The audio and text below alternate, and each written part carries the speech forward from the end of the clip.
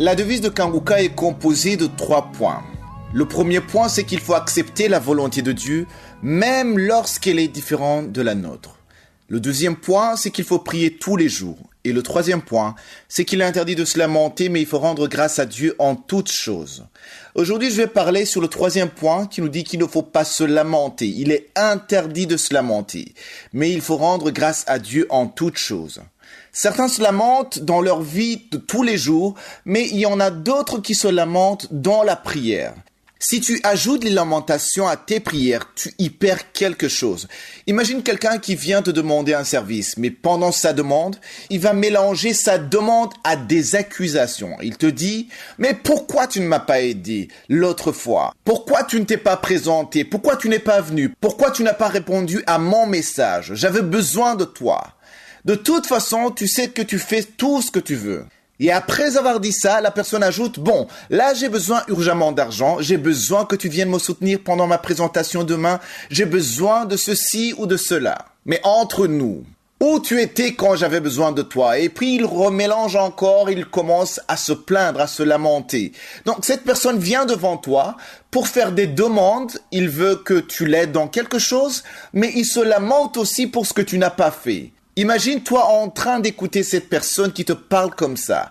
Avant même que tu ne puisses répondre, elle alterne. Tantôt elle se lamente, tantôt elle demande ce dont elle a besoin, tantôt elle pleure, tantôt elle est en colère contre toi. Je ne pense pas que ça te ferait plaisir. Et c'est la même chose avec Dieu. Quand on va devant Dieu, il ne faut pas commencer à se lamenter dans la prière. Tu peux faire connaître à Dieu ce qui ne va pas dans ta vie, mais il ne faut pas l'accuser. Il ne faut pas commencer à l'accuser ou à se lamenter. Que personne ne pense qu'en se lamentant, il peut attirer la pitié de Dieu ou la compassion de Dieu. Dieu est déjà plein d'amour et de miséricorde, mais on ne peut pas le manipuler. On ne peut pas chercher à provoquer sa compassion ou son amour quand c'est déjà là. Tu ne dois rien provoquer, tu ne dois rien déclencher. Pendant que tu es en train de traverser cette situation, sache que l'amour de Dieu n'a pas diminué. Il t'aime aussi fort qu'avant. C'est juste qu'il permet certaines choses de t'arriver.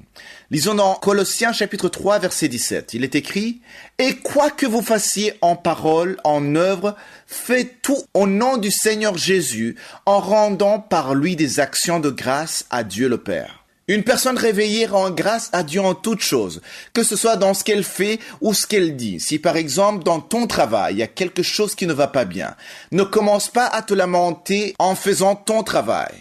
Au moins tu as un travail, il y a des gens qui n'ont pas de travail. Alors au lieu de te lamenter tout le temps, rends grâce à Dieu pour ce travail qui te donne du revenu chaque mois. Il faut faire en sorte que les problèmes que tu as dans un domaine n'affectent pas le reste des facettes de ta vie.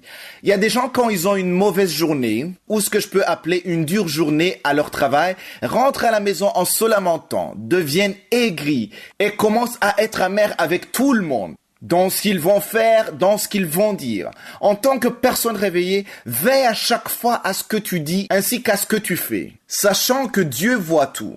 Rappelle-toi que sa volonté, c'est que tu rendes grâce en toutes choses. Sois reconnaissant pour ce que tu possèdes, sois reconnaissant pour les personnes qui t'entourent. Rappelle-toi que la Bible dit que tu es le sel de la terre. Quand tu parles, sois rempli de douceur et d'espoir devant ceux qui t'écoutent. Ne partage pas les lamentations de ce qui ne va pas dans ta vie, parce que ceux qui t'écoutent ont aussi quelque chose qui ne va pas. Ils veulent de l'espoir, ils veulent être encouragés, même s'ils ne le disent pas, même s'ils ne se lamentent pas comme toi. Sois plutôt un modèle pour montrer qu'il est possible d'avoir quelque chose qui ne va pas dans sa vie et continuer à rendre grâce à Dieu.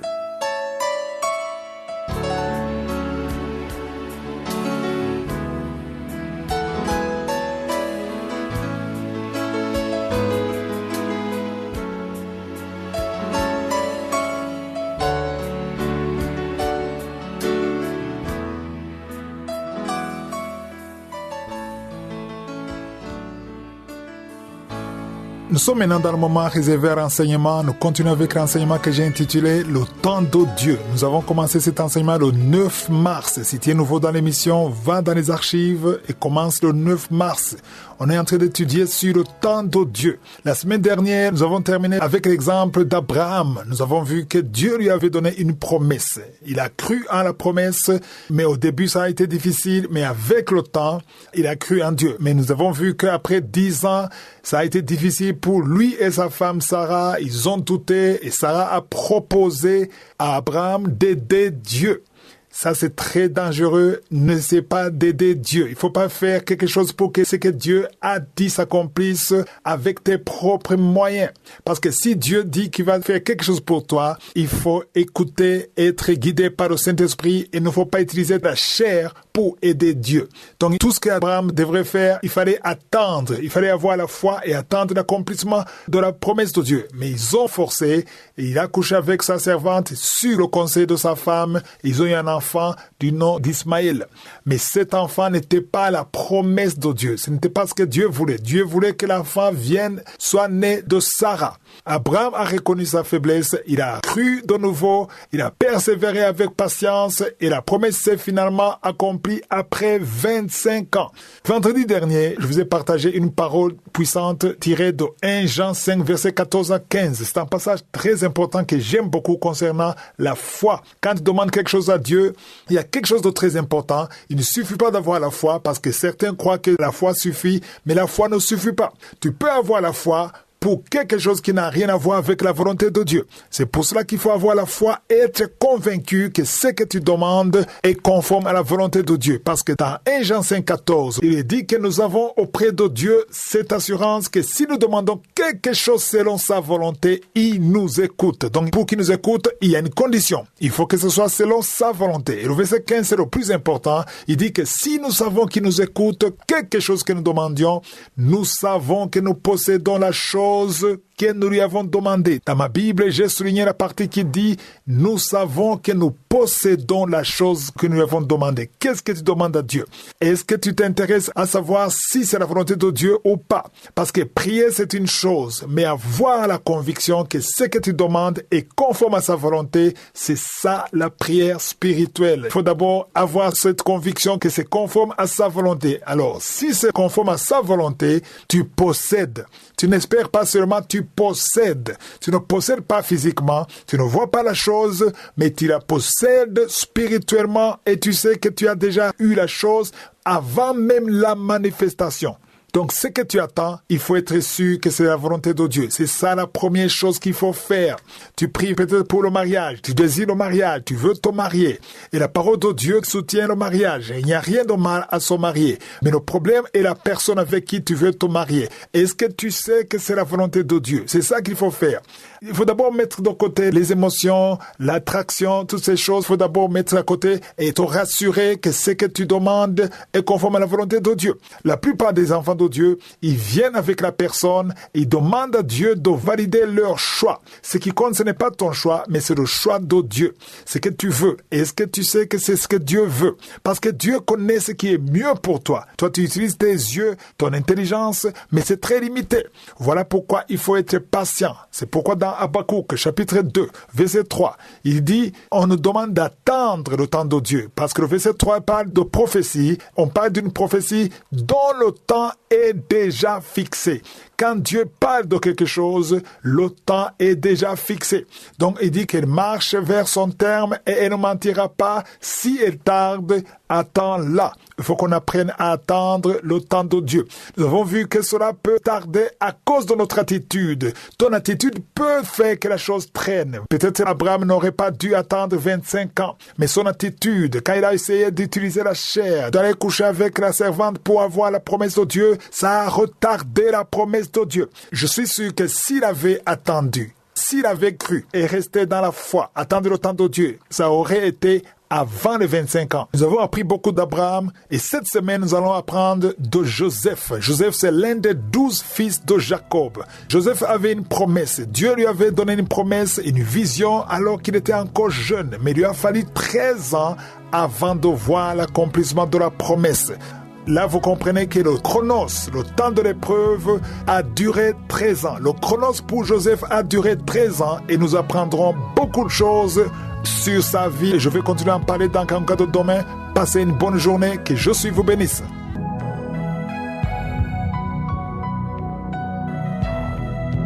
Aujourd'hui, je vais parler à quelqu'un qui porte une blessure intérieure. Une blessure causée par une personne, par une situation, une douleur émotionnelle que personne ne voit, mais que toi, tu ressens profondément. L'une des choses qui peuvent nous empêcher d'avancer ou de recevoir les promesses de Dieu, ce sont les blessures. Elles nous poussent à nous focaliser sur elles. Elle capte toute notre attention, elle s'impose même lorsque nous essayons de ne pas y penser. Une blessure peut entraîner une perte de confiance, développer une méfiance envers les autres et te pousser à te surprotéger par peur d'être blessé à nouveau. Prenons par exemple une personne qui a été blessée par une relation amoureuse quand elle était en couple. Le diable peut utiliser cela pour te dire que tous les hommes sont pareil ou que toutes les femmes sont pareilles. Quand tu leur fais confiance, ils vont te blesser, ils n'attendent que ça. Donc il prend une expérience et en fait une généralité en disant que tous sont comme ça. Mais le plan de Dieu est de te donner celui ou celle qu'il a préparé pour toi. Au lieu de remettre cela à Dieu dans la prière, certains laissent la peur parler. Et ils disent, le mariage me fait peur. Quand je vois tous ces échecs, pourquoi irais-je m'exposer à la souffrance? Là, j'ai donné l'exemple du mariage. Mais il y a aussi d'autres exemples au niveau des projets qui n'ont pas marché, au niveau de la recherche d'un enfant. La personne est blessée à cause des fausses couches. Elle a peur d'essayer de concevoir à nouveau. Quand elle a conçu, elle a peur que la même chose lui arrive encore. Donc, il y a comme un traumatisme, une blessure. Le diable ne crée pas toujours les blessures, mais il les utilise. Il s'en sert pour installer la peur, nourrir le doute et te détourner de ce que Dieu a prévu pour toi. Quelqu'un me dira, mais tu ne sais pas ce que je vis. C'est toujours la même chose qui m'arrive. J'essaie, mais rien ne marche. Je suis toujours blessé par ça, par telle personne, par telle situation. On dirait que la personne a déjà conclu que dans sa vie, la vie est faite de blessures. Elle a déjà accepté que c'est ainsi dans sa vie. Si c'est quelque chose de cyclique, ne l'accepte pas alors. Ne te soumets pas à ça, car ce n'est pas le plan de Dieu pour ses enfants. Relève-toi, prie et brise ce cycle qui se répète, car il ne vient pas de Dieu.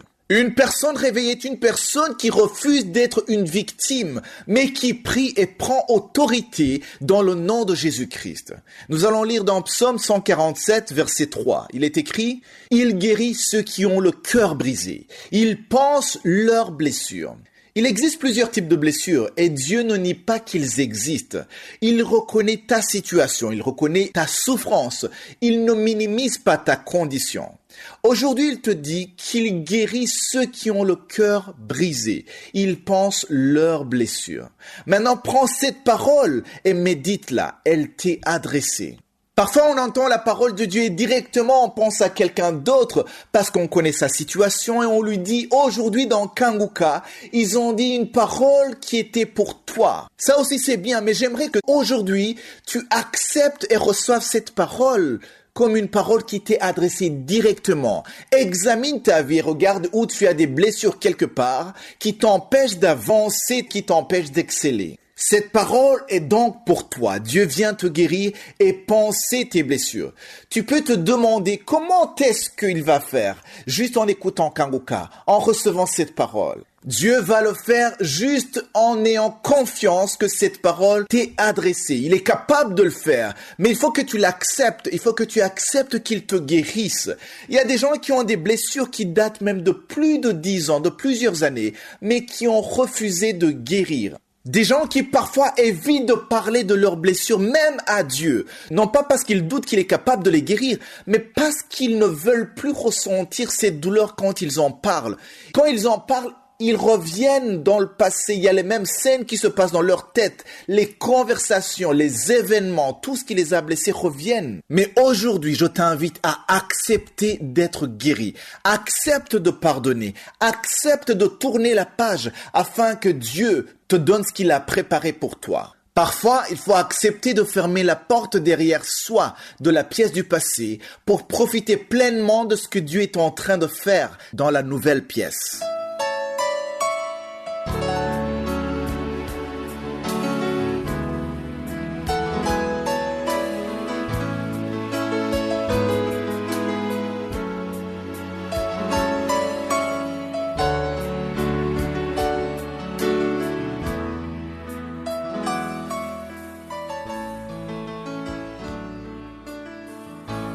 Nous sommes maintenant dans la deuxième partie, le moment réservé à l'enseignement. Nous continuons à étudier sur le thème le temps de Dieu. Nous avons vu que Dieu voit différemment les choses. La façon dont nous voyons les choses, c'est très différent. La façon dont nous concevons le temps, ça n'a rien à voir avec Dieu. Parce qu'on a vu l'exemple d'Abraham. Dieu lui a donné une promesse. Après 10 ans, ça a été difficile pour Abraham et Sarah de patienter. Mais 10 ans, c'était rien devant Dieu. On a vu ça. Ils ont pris la décision d'aider Dieu, de faire les choses selon eux. Et finalement, il y a eu Ismaël. On voit les conséquences. Je vous ai dit que les conséquences, nous les voyons même aujourd'hui. Il suffit d'écouter les informations, l'actualité, ce qui se passe dans les pays du Golfe. Ce sont les conséquences de l'impatience d'Abraham. Il a été impatient. Il voulait faire ce que Dieu avait dit, mais à sa façon. Et il y a eu des conséquences. La leçon que nous devons tirer, c'est que si nous voulons faire ce que Dieu a dit à notre façon, il y aura toujours des conséquences. Donc, il faut attendre le temps de Dieu. Finalement, il s'est repenti, il a suivi la voie de Dieu. Il lui a fallu 25 ans pour voir ce que Dieu avait promis. Il avait promis un fils. Et son fils devait naître de Sarah. Pas de Hagar, mais de Sarah. Et son fils, c'est Isaac. Donc, il a fallu 25 ans. Si Abraham avait bien compris, s'il n'avait pas essayé d'aider Dieu, certainement que Isaac serait né plus tôt.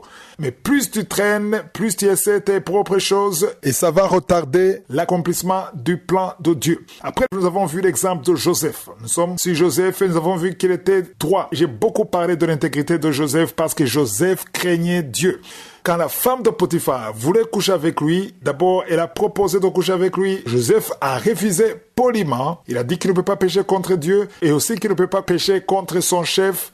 Mais quand la femme a vu que Joseph ne voulait pas, elle a essayé de forcer. Elle a même menacé Joseph en disant « Si tu ne le fais pas, je vais crier que tu m'as violé. » Elle a même forcé en prenant son vêtement et Joseph a fui. Alors la question qu'on peut se poser ici, pourquoi Joseph a fui? Il était jeune, il n'avait même pas 30 ans à cette époque. Il avait l'énergie et cette femme était certainement une belle femme. Alors pourquoi est-ce qu'il a fui? Alors qu'il était plus fort que la femme, alors qu'il pouvait se battre, il pouvait dire « Ne me touchez pas, je ne peux pas le faire. » Parce qu'il savait qu'il pouvait tomber dans la tentation. Il pouvait être séduit. Et il savait que c'était quelque chose de terrible aux yeux de Dieu. Et il a décidé de fuir. Pourquoi est-ce qu'aujourd'hui les enfants de Dieu ne fuient pas? Parce qu'ils ne craignent pas Dieu. Celui qui ne fuit pas, il ne craint pas Dieu. Ou il ne comprend pas pourquoi il faut fuir. On a vu la lettre que Paul a écrite aux Corinthiens. Il a dit que le corps, c'est le temple de Dieu. Et celui qui détruit le temple de Dieu, Dieu le détruira. La leçon importante à tirer ici, c'est que les chrétiens ont intérêt à fuir. Il ne faut pas t'exposer devant le péché. Il y a des tentations qui sont là et il ne faut pas t'exposer. Pour fuir, il faut d'abord comprendre le danger de déshonorer la maison de Dieu et que Dieu a dit lui-même que c'est lui qui détruit sa maison. Ça dit ton corps, il le détruira. Pourquoi est-ce que tu t'exposes à cette situation? Il faut fuir. Tu es fiancé. Surtout vous qui êtes fiancé, ne dites pas « Oui, on est déjà engagé, tout le monde sait qu'on sera fiancé ». Tu n'as pas d'autorisation de coucher avec ta fiancée avant le mariage. Il faut attendre que ça soit officiel. Si tu le fais avant, tu es en train de déshonorer, d'abîmer la maison de Dieu. Et j'aime conseiller les fiancés, surtout les filles, n'allez pas visiter votre fiancé chez eux avant le mariage. Beaucoup tombent dans le péché parce que tu vas visiter ton fiancé chez lui. Et vous êtes deux à la maison. Il n'y a personne d'autre. Et voilà pourquoi la plupart tombent dans le péché. Pourquoi? Parce qu'il y a même des sentiments. Tu as des sentiments pour lui, vous vous aimez et vous allez dans un endroit secret. C'est facile pour le diable de vous faire tomber dans le péché et c'est pour cela qu'il faut fuir. Même si tout le monde sait que vous êtes fiancés, vous allez vous marier, attendez le jour du mariage pour honorer Dieu, pour glorifier Dieu. Je le répète souvent parce que nous avons des témoignages de ceux qui ont suivi ça et qui ont vaincu le péché d'impudicité parce qu'ils se sont protégés. Il faut vous protéger. J'aime aussi conseiller les couples qui se préparent au mariage. Allez vous rencontrer dans des lieux publics, là où tout le monde vous voit et que le diable ne peut pas vous tenter de commettre le péché. Vous ne pouvez pas commettre le péché publiquement, là où tout le monde vous voit. Voilà pourquoi il faut vous protéger pour la gloire de Dieu. Beaucoup pleurent et regrettent parce qu'ils n'ont pas eu la révélation de ce que je suis en train de vous expliquer. Si je suis le vœu, on va continuer dans Kamuka de demain. Je vous souhaite tous de passer une journée bénie.